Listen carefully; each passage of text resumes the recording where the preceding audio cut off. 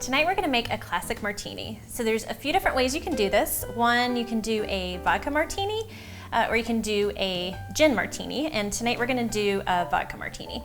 So the first thing you do is fill your cocktail shaker with a lot of ice in it.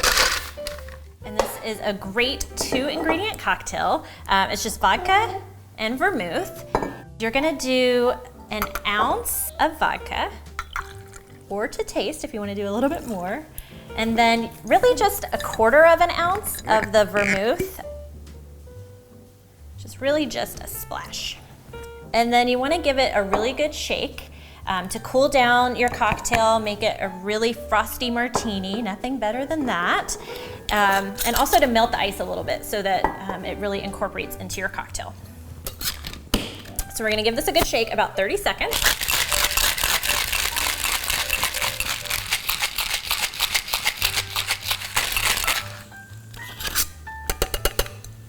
And then we're gonna strain it into our cocktail glass. It's a great frosty martini. And then we're gonna do this one with a twist, which is just a little bit of lemon. Being careful not to get the pith. We're just gonna twist this to release the essential oils so you get that great scent and flavor into your martini. And there you go. Cheers.